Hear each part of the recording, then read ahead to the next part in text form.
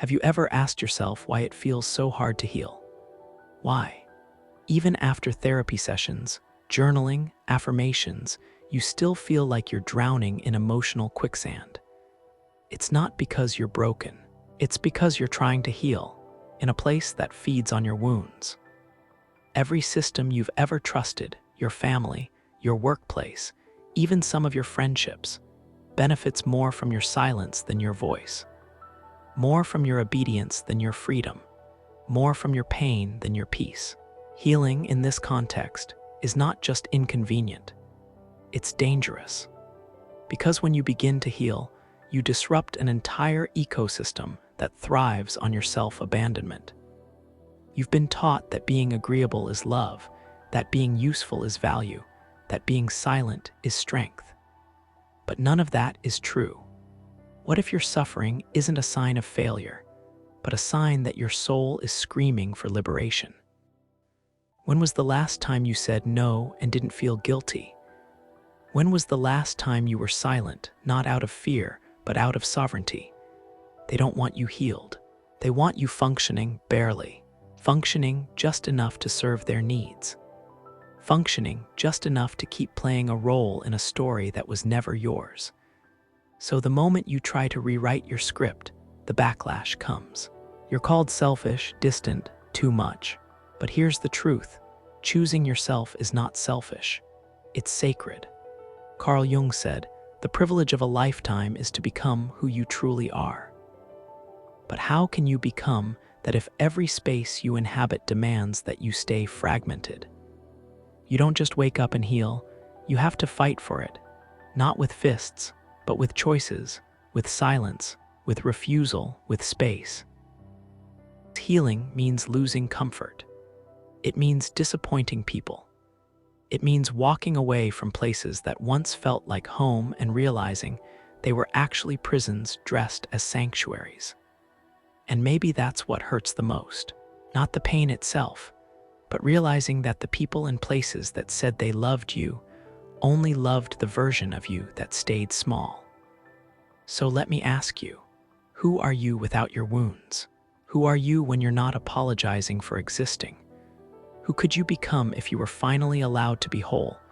This is the beginning. This is the unlearning.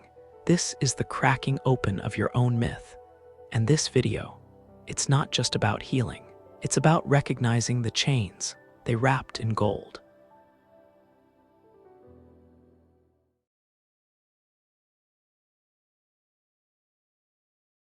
Let's stop pretending your pain isn't profitable. Because the truth is, it's someone's business model. It's someone's leverage. It's someone's control mechanism. And the longer you stay broken, the longer they stay in power. You see, we've been conditioned to think our pain is private, personal, isolated, something we should quietly work through behind closed doors with a self-help book and a journal. But the moment you open your eyes to how the world actually works, you realize something brutal. Your emotional wounds are not just your burden. They are someone else's benefit. Look around. There are industries, entire institutions, designed to profit from your dysfunction. And I'm not just talking about shady corporations or corrupt systems. I'm talking about the environments closest to you. Family dynamics, friendships, workplaces, relationships that appear supportive but crack under the pressure of your growth. Ever wonder why some people panic when you start healing? Because your healing shifts the dynamic. It forces truth to surface. And truth, for those invested in your dysfunction, is terrifying. Let's start with the external, the obvious players. The pharmaceutical industry wants lifelong clients, not closures. You walk into a therapist's office and say, "I feel broken." And the system often responds not with deep inner inquiry, but with a pill. Now, medication can save lives. This isn't an attack on that. But what I'm asking you to see is how easily real healing is bypassed. Because real healing requires dismantling. And dismantling doesn't make money. It makes chaos before it makes clarity. And chaos doesn't sell nearly as well as a shiny promise in a bottle. Even wellness culture has its traps. It'll tell you to meditate, drink celery juice, align your chakras, but won't ask you why you're still in a relationship that breaks you daily, why you stay silent at a job that drains your soul. Because real healing, it asks hard questions. It burns illusions to the ground, and that's dangerous. Because every illusion that burns takes a piece of the old world with it, and those who built their comfort on that old world, they feel threatened. Now shift the lens to the personal, the intimate. Let's talk about the people in your life. The ones who say, "You've changed," like it's an accusation. They don't always say it out loud, but you feel it. In the tension, in the looks, in the passive-aggressive comments. Why? Because your transformation ruins the script. You used to play your role perfectly. The fixer, the empath, the over-explainer, the one who always answered, always forgave, always showed up, even when you were bleeding. And they got used to that version of you, the version that made their lives easier, the version that never asked for reciprocity. But healing changes the rules. It introduces boundaries where there used to be access, silence where there used to be explanations, distance where there used to be emotional labor. And that shift feels like betrayal to those who were never loving you, just using you. They weren't attached to you. They were attached to what you did for them. Your energy, your compliance, your emotional availability, your ability to keep their secrets, to absorb their projections, to never demand more. So when you start saying no, when you stop justifying, when you walk away without guilt, suddenly, you're too much. Too cold, too distant, too selfish. But let's call it what it really is. You're too awakened to manipulate now. And that's what they hate. Carl Jung said, "Until you make the unconscious conscious, it will direct your life and you will call it fate." But here's what that looks like in real life. You're not meant to suffer in that friendship. You're not fated to stay in that relationship. You're not bound to carry generational trauma because that's just how it's always been. What you're experiencing isn't destiny, it's conditioning. And conditioning only holds power until it's questioned. And once you question it, the unraveling begins. But with that unraveling comes grief. And that's the part no one talks about. Healing is not a straight line toward peace. It's a violent breaking open of illusions. You'll mourn people who are still alive. You'll miss roles you outgrew. You'll second-guess your silence. You'll feel selfish for putting yourself first. But hear me, you are not selfish. You are sacred. And your healing is not a betrayal. It's a return. A return to the you that existed before the world told you who to be. But know this, your healing will cost you, not because you're doing something wrong, but because you're breaking contracts you never agreed to in the first place. Silent contracts. Unspoken agreements that you would always be the listener, the savior, the reliable one. But who is there for you when you collapse? Who listens when you're voiceless? Who holds you when you finally admit you're tired? That's the tragedy of unreciprocated emotional labor. And the beauty of healing is that it exposes it all. So what do you do now? You protect your energy like it's sacred currency, because it is. You start to observe instead of explain. Detach instead of defend. Withdraw instead of react. Because here's the paradox. Your absence will speak more loudly than your presence ever did. People will feel the void. And they will either rise to meet the new standard or reveal that they were never meant to walk with you in your healing anyway. This is the cost of becoming whole. This is the price of peace, and it's worth everything.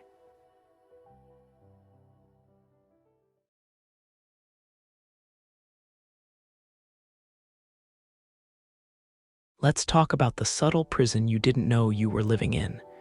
It doesn't have bars. It doesn't have guards. It doesn't scream at you to stay. No, it whispers. It whispers things like, "If you loved me, you wouldn't need space. You're overreacting. I didn't mean it like that. You're too sensitive." And just like that, your truth is invalidated. Your intuition is dismissed. Your boundary is erased. This is emotional manipulation. And it's not always loud. It's not always obvious. Sometimes it comes dressed as love, as concern, as just being honest. But make no mistake, it's designed to keep you small. Let's be clear, not all manipulation is malicious. Some people don't even know they're doing it. But intention doesn't erase impact. And the impact is always the same. You lose yourself piece by piece trying to maintain the illusion of harmony. Let's break it down. 1. The currency of guilt. Have you ever noticed how some people only treat you well when you're suffering? As long as you're tired, emotionally drained, or sacrificing for them, they're kind, appreciative, even loving. But the moment you start reclaiming your joy, your rest, your energy, the passive aggression begins. That's because guilt is their currency. It's how they ensure access. It's how they keep you locked in a cycle of proving your love, your loyalty, your worth. You begin to feel responsible for their happiness, responsible for their peace, responsible for their reaction to your truth. And that's not love, that's control. 2. Weaponized kindness. Sometimes the manipulation doesn't come through cruelty. It comes through niceness. They compliment you. They remember your favorite snack. They check in on you, but always after crossing a line, after making you doubt yourself, after ignoring your boundary. This is how they reset the emotional balance without ever taking accountability. It's kindness used as erasure. Kindness used to wipe the slate clean without doing the work.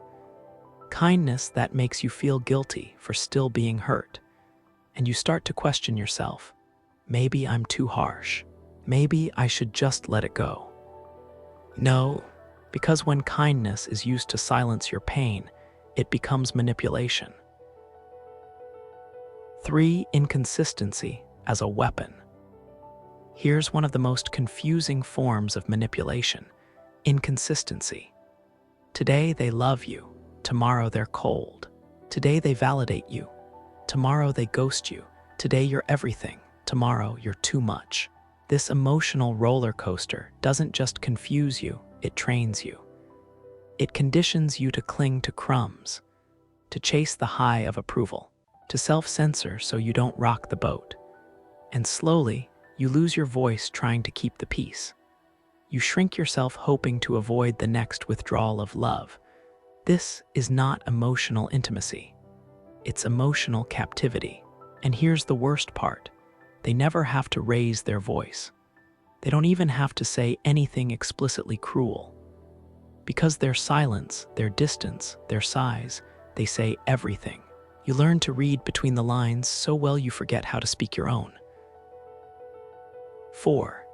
Gaslighting, reality bending. Let's talk about gaslighting, the most dangerous manipulation tactic of all. It makes you doubt your own reality. You remember what was said, how it made you feel.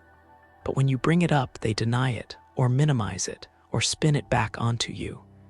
You're imagining things. You're just emotional. I never said that. And the worst part is, you begin to believe them. You stop trusting your memory. You second-guess your feelings. You seek their validation to confirm what you already knew to be true. Gaslighting doesn't just break your trust in others, it breaks your trust in yourself.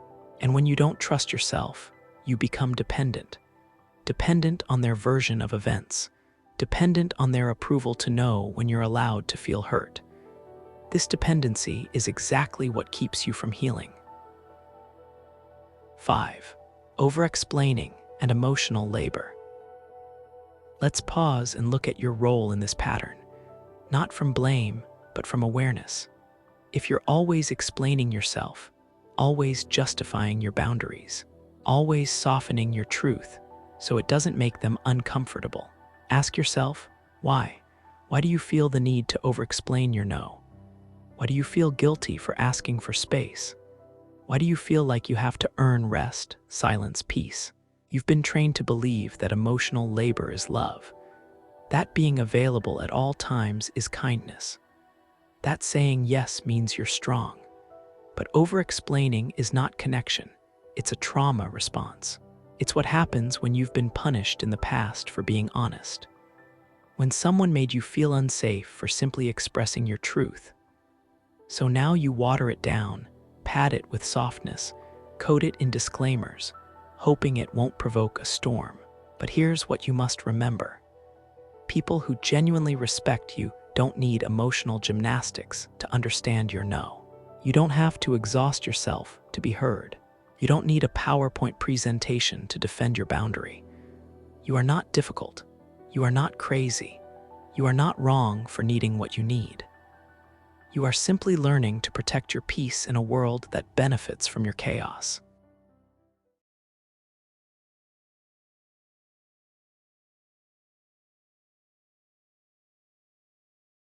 If you've ever felt like you're living two lives, one on the outside, one buried deep within, you're not alone.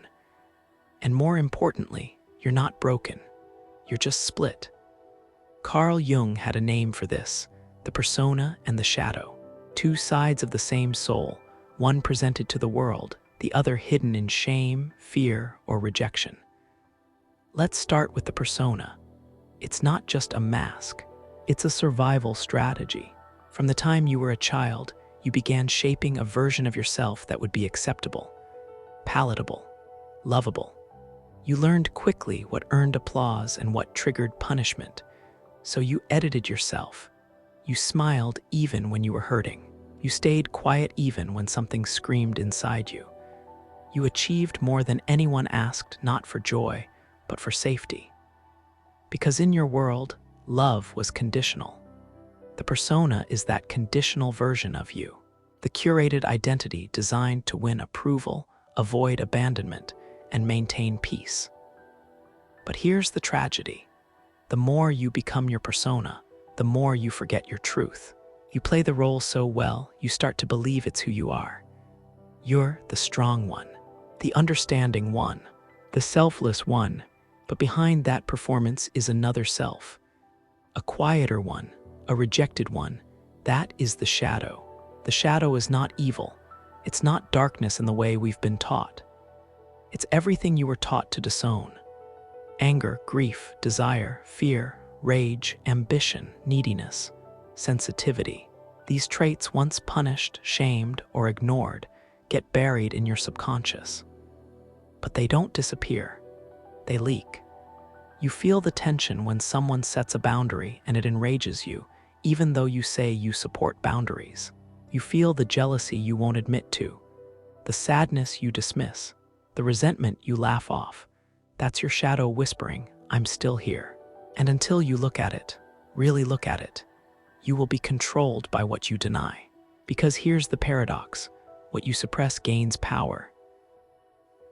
The more you repress your truth, the more it erupts in disguised ways: passive aggression, projection, self-sabotage, codependency, emotional numbness. This is the cost of pretending. You may think the shadow makes you weak, irrational, or selfish. But Jung taught us the opposite. The shadow is not your enemy. It is your unintegrated power. It holds your voice, your clarity, your creative fire, your rage at being mistreated, your hunger for real love, your longing to be seen, not just for your usefulness, but for your soul. To reclaim yourself, you must turn toward the very parts of you that once made others uncomfortable. You must go inward, into the dark, not to destroy, but to retrieve, to gather the fragments of self you abandoned to survive. Jung called this process individuation. It is the sacred and terrifying journey of becoming whole, not perfect, not polished, but whole. You integrate the light and the dark, the seen and the unseen, the persona and the shadow. And only then can you stop living a double life. Only then can you stop performing in a world that feeds off your fragmentation. But make no mistake, this process is not comfortable. It's disruptive. It's lonely. It breaks you down and demands that you question everything you thought was you. It asks you to face the anger you were taught to suppress, to feel the sadness you've been outrunning, to admit the envy, the pettiness, the unmet needs, the shame. It demands brutal honesty and ruthless self-compassion, because you can't heal what you continue to judge. You can't integrate what you still hate. You can't reclaim a self you're too afraid to see. And so most people don't. They keep the persona polished, smiling, productive, pleasing, and the shadow, it festers, quietly shaping every decision, every relationship, every emotional pattern. You say yes when you want to scream no. You play it cool when you're desperate to connect. You sabotage intimacy because vulnerability terrifies you. You chase validation because your worth is still outsourced. These aren't character flaws. They're cries for integration. And once you begin listening, really listening, you realize something radical. Your shadow was never trying to destroy you. It was trying to protect the real you from being destroyed by others. That rage you feel, it's sacred. That sadness, it's honest. That need, it's human. You were never too much. You were just too real for a world that teaches you to be less. And now you're waking up to the cost of that self-abandonment. You're beginning to wonder what it might feel like to be whole, to stop apologizing, to stop performing, to stop pretending. And here's the wildest part. The moment you begin integrating your shadow, the manipulation from others starts to lose its grip. Why? Because when you own your darkness, no one can weaponize it against you. They can't shame you for being angry. You know your anger is valid. They can't guilt you for saying no. You know your boundaries are sacred. They can't control you through your wounds. Already met those wounds face to face and made peace with them. That is freedom, not the kind you post online. The kind you feel in your bones when you say, I am no longer afraid of who I am. That's what Jung meant by individuation. It's not just psychology, it's spiritual warfare. Because in a world that profits from your fragmentation, your wholeness is the ultimate rebellion.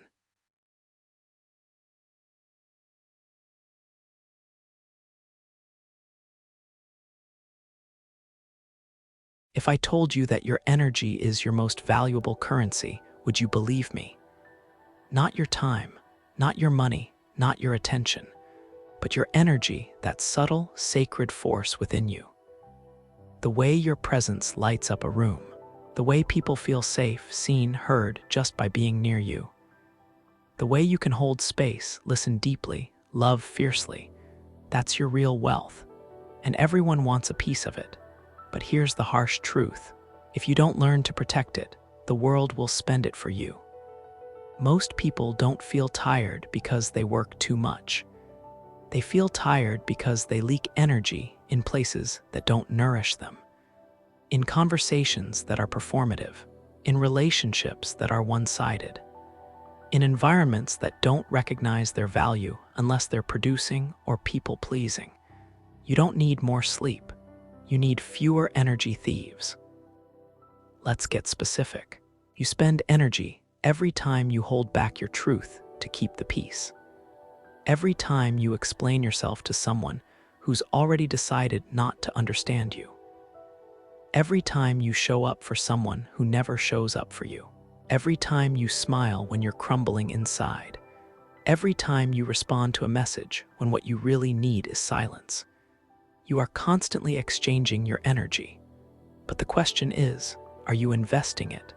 Or are you being robbed? Think about this. Some people don't just love your energy, they feed off it. They're not consciously malicious, but they know on some level that your presence gives them something. A rush, a comfort, a mirror. And they come back to you not because they want to pour into you, but because being around you makes them feel better about themselves. That's not connection. That's consumption. And you're left depleted, exhausted, confused as to why being around certain people always costs more than it gives. This is what happens when you don't have energy boundaries. Because here's the thing most people don't understand. Energy doesn't lie. You can fake a smile. You can nod politely. You can say it's fine. But your energy will tell the truth. It will scream what your voice is too tired to say. It will leak through your body language, your tone, your silence.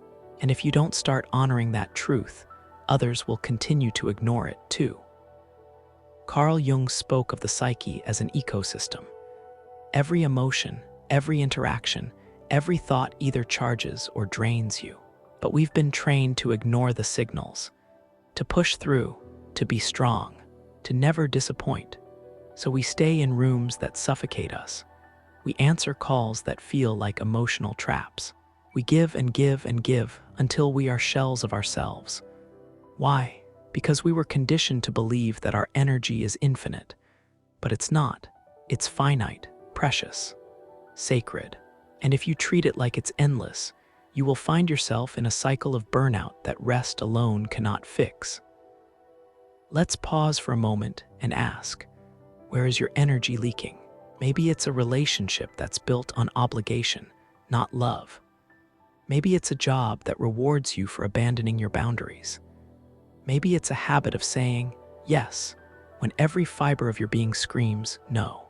You don't need a life overhaul. You need energetic discernment. That means learning to tell the difference between people who love you and people who use you, support, and dependency, authentic connection, and energetic vampirism. And sometimes that discernment will look like withdrawal. Not out of spite, not out of punishment, but out of protection. Because the most radical thing you can do in a world that wants your constant availability is to become selectively inaccessible, to choose where you pour, to guard your energy like a temple, to stop bleeding into every wound that cries out for your healing touch. You are not sent here to emotionally babysit the world. You are not a well to be endlessly drawn from. You are not a charger for broken souls who refuse to plug into themselves. You are not the antidote to anyone's emptiness. And the moment you recognize that, you reclaim your power. You begin to understand that energy is spiritual currency. Where you invest it determines what grows in your life. Do you invest it in worry, in resentment, in proving your worth, or do you invest it in rest, in joy, in creation, in peace? Do you spend it explaining yourself to people committed to misunderstanding you? Or do you channel it into your passions, your healing, your expansion? This is not selfishness. This is energetic sovereignty. It is saying, I am no longer available for anything that drains me faster than it feeds me. And yes, that will upset people, especially those who have grown accustomed to your unlimited access. But access is not a right, it's a privilege. And when people misuse that privilege, it's not just okay to revoke it. It's necessary. Because the people who truly love you don't want just your presence. They want your peace. They don't just want your energy. They want your wholeness.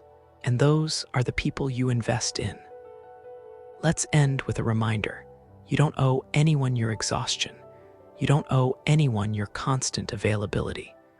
You don't owe anyone the version of you that's burning out just to keep them comfortable. You owe yourself one thing, to guard your energy like your life depends on it. Because it does.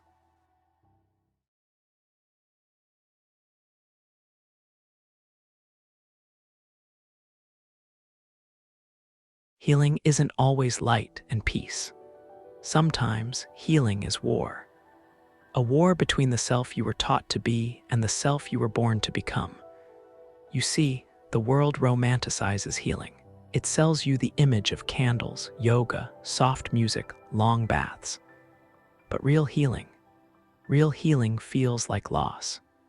It feels like grief for the version of you that once made you feel safe, even if it meant staying small. It feels like walking away from everything familiar, not because it was good, but because it was never real. It feels like letting go of people who once felt like home and realizing they only loved the broken parts of you. This is what no one tells you. Healing is a form of rebellion. Because when you start to heal, you stop performing. You stop explaining. You stop overextending yourself just to be tolerated. And suddenly, you become unrecognizable. To them, but more importantly, to the version of yourself that accepted pain as love. To the identity that said being needed was the same as being valued. When you begin to choose peace over pleasing, silence over justification, distance over dysfunction, everything shifts. You start leaving rooms quietly, without drama, without announcing your transformation. Because your healing no longer requires permission. It no longer begs for applause, and people get uncomfortable. Not because you've become cruel, but because you've become clear. You're no longer holding your breath in rooms that suffocate you. You're no longer apologizing for needing space. They'll say you've changed. They'll call you cold. But what they really mean is, you've stopped being convenient. Healing asks you to let go of illusions, to grieve relationships built on your silence, to outgrow identities that kept you digestible. It will cost you comfort, but it will give you truth. It will cost you connection, but it will give you clarity. And that clarity is everything. Because healing isn't about becoming someone new, it's about coming home. It's about remembering who you were before the world convinced you that love must be earned. So no, healing isn't soft. It's radical. It's sacred. It's a rebellion wrapped in grief, wrapped in truth, wrapped in quiet power. And now that you're here, choosing yourself, the world can feel that shift. You're not available like you used to be. You're not reacting like you used to. You're not playing the role anymore. You're becoming real.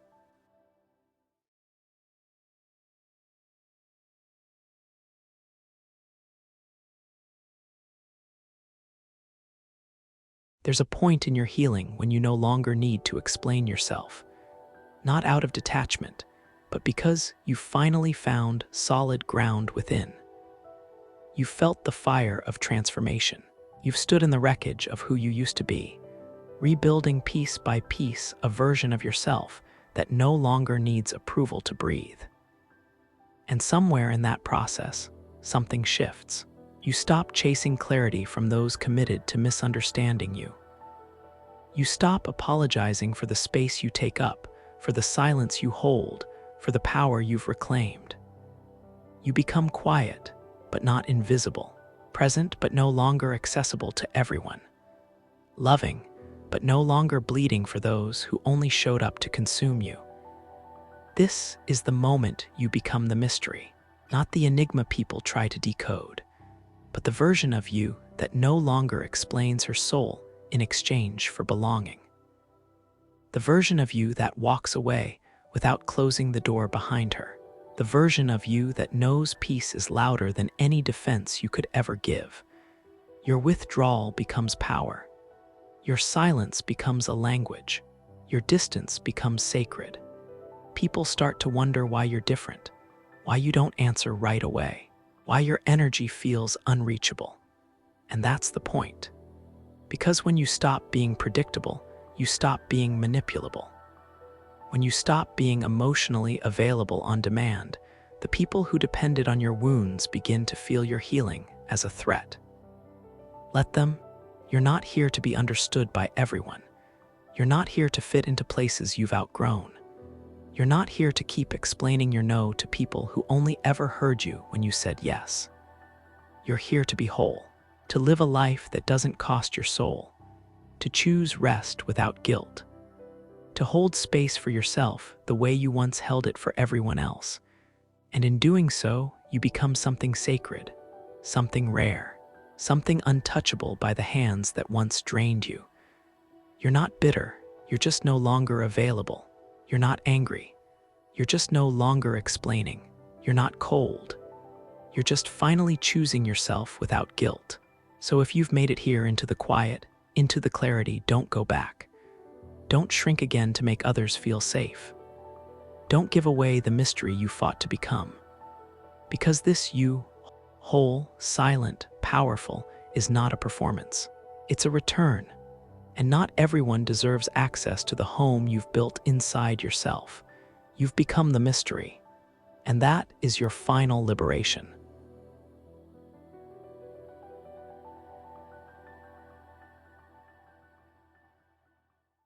If this video resonated with you, if you felt seen, even in the parts you've hidden, then I invite you to stay connected.